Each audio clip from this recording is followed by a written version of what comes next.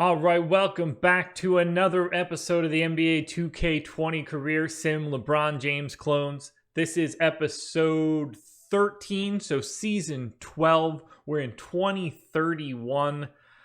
I'm coming off another heartbreaker in the Western Conference Finals. Loughran is a team without any sort of other skill sets, and Ben is toiling in mediocrity. It's going to be a fun home stretch to this entire contest. I hope you're on board for everything. So hit the like button, subscribe to the channel, hit the notification bell so you know when this and all of our other content goes live. It's time to dive in. Here's a recap of where we're at from the previous 12 seasons. Why can I never remember that? All right, so last time out, Ben had his second worst season of the entire sim, coming off 3 straight of just putting a whooping on me. I came out in front.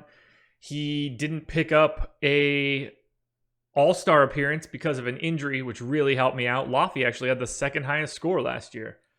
I'm ahead by 370 to 367. Loughran way behind with no real chance to get better. Although there's a lot of young talent in Utah now. If they get another lottery pick, Loughran's team's going to be really good once this is all over, which isn't going to get him anywhere. I'm set up for a really nice year. I hope it can continue. All right, kicking it off with the Blazers and the starting lineup. DJ Stewart in at point guard, Josiah James in at shooting guard. 2 guys that are just solid performers. I'm a 99 overall. Amontides is an 88 overall. I would have liked to see a little bit more growth there, but he's still a fantastic compliment at power forward. And then third team All-NBA last year, Evan Mobley, the center, 90 overall. Trying to get a little bit of personal revenge for Marvin Bagley just snatching their season away last year. We still have Roy Stevens as an 85. Should probably be starting, but I like him coming off the bench. Orlando Cortez is still here. For some reason, we still have Jonah Bolden. He's been here for a couple years. We're 7 deep. As long as I don't get injured, we should be fine. I'd love to maybe acquire one additional point guard, shooting guard type, but for right now, we're 3-1 to start this first week of the season. I feel great. For the Spurs, Calbert Anderson and Orlando Gonzalez, 2 81s, point guard and shooting guard. Not the best start, but it feels kind of familiar. Ben at small forward. Mark Lloyd, 85 overall. So basically just a slightly worse Amontides. And then Mitchell Robinson, getting up there now, I guess, in years. He's 33? But 88 overall. It's solid. Willis Payne, 81. Cecil Wallace, 80. Clayton Wade, 80. They're an 8-person team. That's a solid rotation for the NBA. I think they're just like a step behind me. I feel bad even doing this one. 84 overall, Christian Graves. 71 overall, Ethan Williams, Loughran. 75 overall, James Arnold. And 68 overall, Raul Aguiar. Is someone hurt already? Okay. Pause. They got Cooner. 1 year, $2.38 million. If they can keep him around, 87 overall. He's like the best guy that Loughran's ever played with. Get him in the starting lineup. Why in the world is James Arnold starting? Either move Loughran to the 4 or get Cooner in there. Bob Armstrong, 82. Damian Kent, 81. Horace Gordon, 80. You get the rookie, Kurt Geiger, 74. So bad. Oh, such terrible luck. Duan Hernandez is a 79. That's still not very good. The building blocks are here. It's a shame they weren't able to get a better draft pick last year. But for now, look, they're going to be bad. And hopefully they can pick up one last piece in the draft and maybe have enough money in free agency to go out and get a real big name. First month of the season in the books. Josh Engleman, player of the month in the Western Conference for November. Stop me if you haven't heard this one before. Ryan Bosch, player of the month for the East. Who could have seen that one coming? 14-2 through the first month of the season, won 7 straight. Massive point differential. The Portland Trail Blazers are rolling through the West. The West is just loaded. 13-3 Kings, 13-4 Pels, 12-4 Mavs. It's tight at the top. My defense is nasty. We see the Spurs at 11-7. They're going to be fighting for that 7-8 seed. And then Utah Jazz, 4-11, worst team in the West. Who surprised? Not this guy. Ben leading the league in scoring at 28.7 a game. Bosch hot on his heels. Anthony Edwards hot on his heels. Josh Engleman, hot on his heels. Ryan Bosch is averaging 28.6 points and 15 rebounds and 5.5 assists per game. Yeah, of course he's the best player in the league. The fact that he's a 95 overall is comical. Absolutely. Like, what more is this dude supposed to do? Where's it at? 3-time MVP, 29, 30, 31. So he's won 3 straight MVPs. He's not a 99 overall. He's won 5 titles in 6 years. I mean, this guy is, without question, the best player in basketball. It's not even up for debate. Time for All-Star captains. Who will it be? Oh, another one. I'm really enjoying being the most popular person of the 3 of us. Team Ryan Bosch, Team Josh Engleman. No surprises there, particularly in the Ryan Bosch camp. Dude is damn good. I take Ben with my first pick. Ryan Bosch takes Loughran with his first pick. So I'm a captain. Ben and Loughran both starters. Jaden McDaniel, first-time All-Star. Jackie Garnett, we'll just say that's Kevin's kid. Kenyon Martin Jr., who is actually Kenyon Martin's kid, also making his first appearance in the All-Star game. So since we are at the All-Star break, let's take a look at the current standings. 38-12, so a bit of a tumble since the last time out. Mavs 42-7, so I'm in second place. Spurs climbing hard into the 4 seed as of right now. Jazz falling hard. No, not falling hard. Climbing out of the basement, 15-34. Certainly not making the playoffs. They are without question one of the worst teams, but you know, we knew that too. Ryan Bosch is averaging 30, 14, and 5. There's no way I win an MVP. Leading Ben, though, in scoring, 29 a game. Let's not forget, shot clock is back down to 24 seconds. Jazz trade Eric Patrick and a second rounder for Justice Winslow back in January. They also traded Raul Aguilar for Terry Sampson. Terry Sampson gets traded directly into a $2.45 million trade exception. Ben and I are in the top 5 for most valuable player as of right now. If one of us wins it over Ryan Bosch, I think it's a crime. 2 weeks to go in the season. Here is where we stand. Blazers sitting in the 3 seed, half game back of the Kings. Not all that concerned whether I get the 2 or the 3, but I would certainly prefer to get the 2. I would like to play the San Antonio Spurs in the first round. That would be fun, though. So Spurs are 41-33, just about clinched. They are 6 games clear of Houston with 8 to play. Utah outside looking in, 25-50. Wow. Not Ryan Bosch and not one of us. Luka Doncic, MVP of the league, averaging basically 38-8 with a steal a game. To me, this feels wrong. I don't think that Luka's... We're having comparable offensive seasons. Myself, Ben, even Ryan Bosch to an extent. Luka's not providing that same sort of defensive ability. To me, this is wrong. I think this is fully based on the Mavs having the best record in the league, or at least I think they do. Jean Cisse, Rookie of the Year, 18-4 for the Lakers. It's the number 7 pick this year. Kudos to him. That's a hell of a rookie season. Bet Loughran wishes he would have got that guy. Zaire Williams picks up 6th man of the year, averaging 21-6. Not great to see the Kings having a 6th man of the year. Well, Ben Rasa snatches my defensive player of the year back from me. He averaged 29, 6, and 5. 2 steals, 1.3 blocks, so 3.4 stocks. It's a really good season. I can't complain too much. Javier Sanchez, most improved. Sidney Lowe, coach of the year, 66-16. Congrats, Sidney Lowe. You win it every year. First team All-NBA. Surprise, surprise. Ryan Bosch, myself, Ben, Nico Mannion, Luka Doncic. That right there scares the shit out of me. I am currently dealing with a high ankle sprain with a 1 to 2 week injury timeline. I need to pray that I can get through the first round. This is bad. No sign of Loughran on team 2. Loughran shows up on the All-NBA 3rd team along with former teammate Evan Mobley. Pulled lower back muscle, 1 to 2 weeks. I think he's got plenty of time to deal with it. Ben and I both make first team All-Defense. No surprise there. Loughran makes second team. Probably not good that your number 3 overall pick doesn't make the All-Rookie team, but your second round pick, Ethan Williams, does. Not a good sign for Utah. All right, Spurs land in the 5 seed, taking on the Warriors in their first round. I grab the Clippers as they are the 6th seed. I'm coming in as the 3rd seed. Toronto Raptors, the 4 seed this year. so used to seeing them in the 1 spot. A little different now. Whew.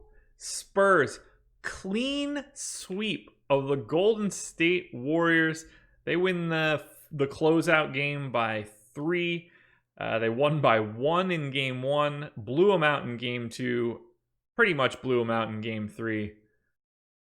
Ben in the closeout game with 32, 6, and 4, 2 steals, 2 blocks.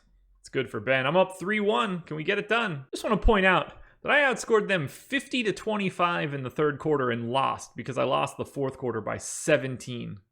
What a choke job. Couldn't close it out. 3-2. Engleman with 22, 6, and 4. Wow. Josiah James had 39. That's a hell of a game. Closing them out. Game 6, 99-96. Blazers win. Moving on to the 2nd round. Another solid performance from Josiah James. I had 22, 7, and 6. I'll take it. Raptors go to Game 7, but pick up the W, and the 1-seeded Philadelphia 76ers are ousted by the 8-seed New York Knicks. It's good news for Toronto. Here we go. Revenge is here. Blazers, Kings. I want this more than anything. 3-1 Dallas. 2-1 Kings. 2-2. Engleman drops 31, 10, 7, 3, and 3, plus 28 for the game. Evan Mobley, 28, 10, and 8. Whew. Hell of a game. That'll do it for Ben and the Spurs. 3-2 Kings. Blow them out in Game 6, and we're going to Game 7 again. Engleman with a 41, 11, and 10 triple-double in Game 6 to save the season. Another year, another disappointing Game 7 loss to the Sacramento Kings, this time on their floor. Just wasn't enough. I finished with 29, and I'm sad. I don't have anything else to say. I'm just sad. I'm shocked that none of us have won the NBA title yet. I'm shocked that we haven't even really had all that many appearances. And it's not as if we're competing that heavily with ourselves and stopping it from happening. We just simply haven't been as good. And that hurts. Raptors eliminate the Knicks. Can Ryan Bosch do it? The Toronto Raptors are eliminated. They were up 3-1. Blow the series to the Wizards. Dallas Mavericks and Luka Doncic. Champions of the NBA. Luka averaged 40 a game in 40 minutes per game in 6 games of the finals. That is insane. Ben beats me by 0.3 of a point for the season to take the individual scoring crown for the year. And let's not forget, I am on a 1-year deal right now. Ben is on his last year of his deal. Laffy might not be listed because he's... Nope, there he is. Also Laffy. So we are all coming due after this year. I wonder if we all re-up. Anthony Davis retires. Yusuf Nurkic retires. Jabari finally retires after a really nice rebound to his career. Donovan Mitchell finally retires. Pour one out for Laffy on that one. Nate McMillan retires as a head coach. AD makes the Hall. Surprise, surprise. Gets his jersey retired by both the Pelicans and the Lakers. Stayed with the Lakers from 2019 to 2032. I'm sure they'd be very happy. Wow. All right. So the league has approved that you have only 6 seconds to get the ball into the front court. That's going to be nuts. But, okay. I haven't wanted to do this. See, here's the problem. I love the lottery so much. But the idea of having the number 1 pick be decided through an elimination tournament and everything else gets done by team record, man, that would be so much fun. I wish that their other picks could be done in sort of a minor lottery. I don't want to reward tanking. The elimination tournament would be fun. I don't even know how that works in this game when it happens. I assume. What about teams that have traded away their pick to someone else that's unable to be in that elimination tournament? I'm not going to approve it. I really do think people are going to yell at me for this one. I'm not going to approve it because I don't know all of the mechanisms and I really like the lottery. But that's amazing. I really want to see it. No realignment. All right, it's lottery time. So the Jazz have the 4th best odds of getting this pick at 11.5. I know that it says Timberwolves, but I believe that the Jazz, there's pick protection on it. and it only goes to the Wolves if it's in the top, or if it's not in the top 10. So we shall see from there. But otherwise, I'm almost positive that if this goes to 1, it is Utah. And it doesn't. It stays at 5, and it is, in fact, Utah. So the Jazz come away with the number 5 overall pick. Memphis Grizzlies win the lottery. I am looking for another head coach. I wouldn't be mad if we mixed it up. We did not. Lucas Green coming back. Russell Westbrook is now the assistant coach of the Trailblazers. I'm not entirely sure about that hiring. Jazz on the clock. Senso Avante, a 7'2" center out of Italy. Sounds like he's not totally ready. Senso Avante is a 72 overall glass cleaner. Sounds like they drafted someone, and he's 20. This guy would have been perfect in 1980, not 2032. Ceiling of Dwayne Dedman, which I am a Dwayne Dedman guy. A lot of people are not. So that's not good. He's got B- potential, so the Jazz are so bad. So I feel so bad for Laffy now. It's not even funny anymore. Spurs take Roman Gornev, a sharpshooter, 20-year-old out of, well, some other country, not coming over for 2 years, out of the Ukraine. B- overall, that's not good. Ceiling of Aaron Aflalo. Sneaky better than he is remembered, but not looking good for him. I take Thierry McCaude, 22-year-old, I assume French something or other, mid-range specialist. Great. Ceiling of Marvin Williams, floor of Channing Frye. I'll actually take that. That could actually be worse. B+ overall, or B+ potential, I guess. Don't expect much at 28. All right, here we go. So Jazz re-up Christian Graves, 3 years, $80 million. That's fine. He's been there forever. The rest of this is pretty much filler, but 4 years, $80 million for Colin Sexton. Sexton is an 85 overall. He's 33 years old now. It's probably too long of a deal, but I don't hate it. I don't hate it too much. It's talent, and Utah just needed talent. So we're 3.5 wins last year. Not great. Positive plus minus. It's just going to help to have bodies. Okay, I'm not entirely sure what the Spurs were thinking. So 4 years, $147 million more for Mitchell Robinson is fine. 5 years, $172 million for Mark Lloyd is not great.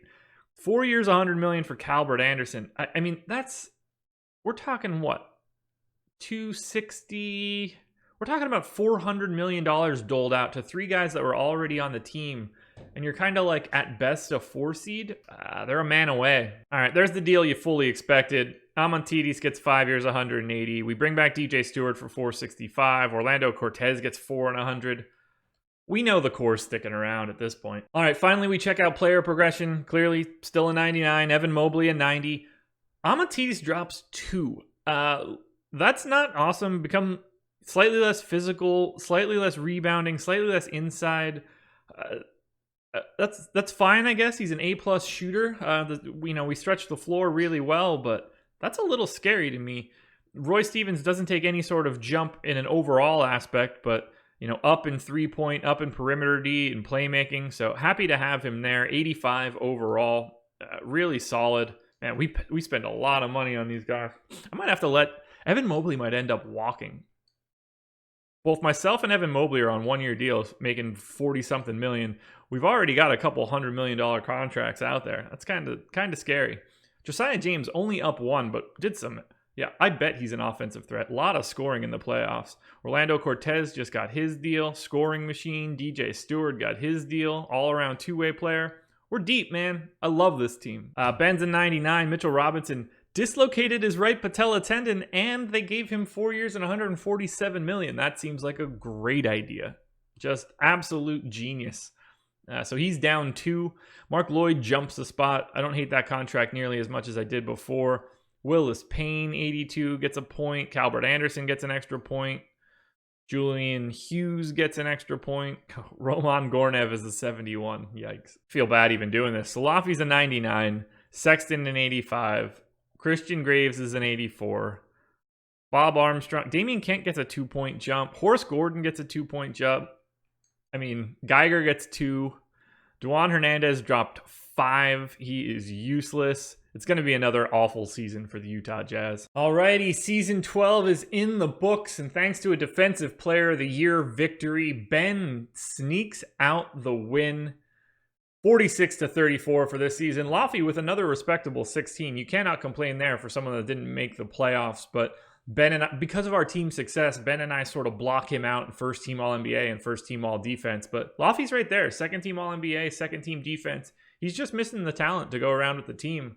We both have the same sort of all-star points. So a very solid season 12 across the board for all three of us. Overall standings as we finish off season number 12, episode 13, I might add. 46 points for Ben, 34 for me means that I slip back into second overall.